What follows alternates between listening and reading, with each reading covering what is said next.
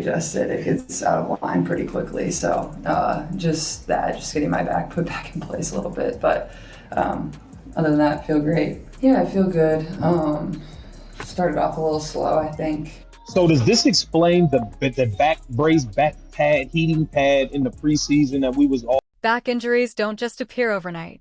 And when your franchise player is sitting on the sideline with a heating pad in preseason, then admits her back gets out of line pretty quickly, that's not a minor issue.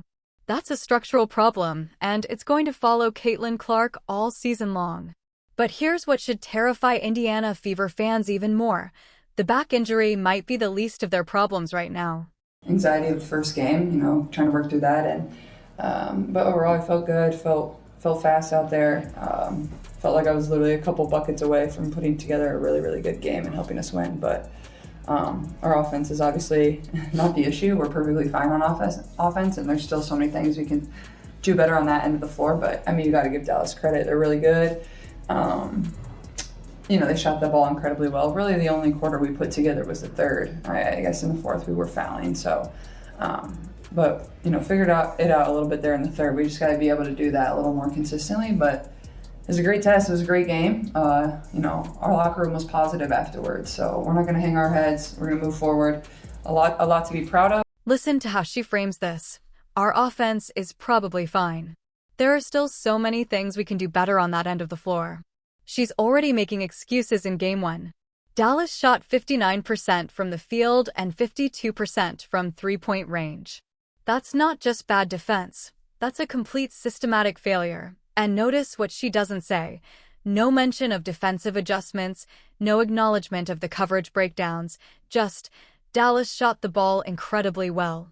Like it was some act of God instead of the direct result of leaving shooters wide open, possession after possession.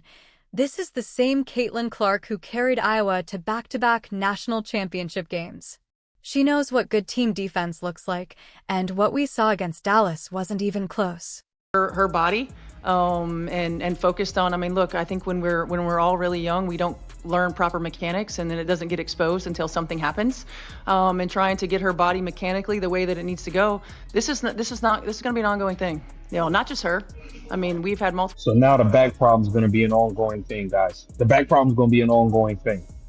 It's just ridiculous, man. Players who have gone back, and we don't have the blue tent, right? But they're going to go back and get adjusted and make sure that the body's working. Hip alignment gets off, and rib alignment gets off, and it's part of being a professional athlete. So nothing really outside of that. So she's okay. Yeah. Mm-hmm. Yeah. I mean, we wouldn't have played her 30 minutes if she wasn't okay. So. Stephanie White is out here talking about body mechanics and hip alignment like she's running a physical therapy clinic instead of a professional basketball team. This is going to be an ongoing thing, not just her. We've had multiple players who have gone back and gotten adjusted, multiple players in the preseason, all dealing with alignment issues that require constant maintenance. That's not normal wear and tear. That's a strength and conditioning program failing to prepare bodies for the physical demands of a WNBA season. But watch what happens when the reporter asks about the actual basketball problems. White immediately pivots to time and score situations, pace concerns, rotation management, and everything except the one thing that actually lost them the game. Their defense was the atrocious thing in the preseason. But you know what? Nobody wants to say it out loud. But, Dallas shot 59% from the field, 52% from three. What did you see that? I want to know when she's going to address her coaching staff's game plan on the defensive end. We didn't double team Paige Becker. She got free will to do whatever she wanted. When is Stephanie White going to take accountability and point the finger at her coaching staff? You guys could do better going into the rest of the season. We got to be more disciplined. It's the difference in their uncontested looks from three and our contested looks from three.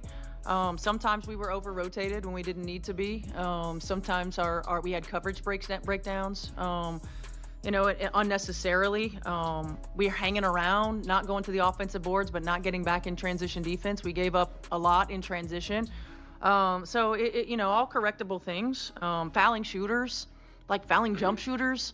All detail-oriented things, and it's just an area that we got to continue to grow. We're not going to be able to outscore teams in this league. Everybody's too good. You got to defend. We were over-rotated when we didn't need to be.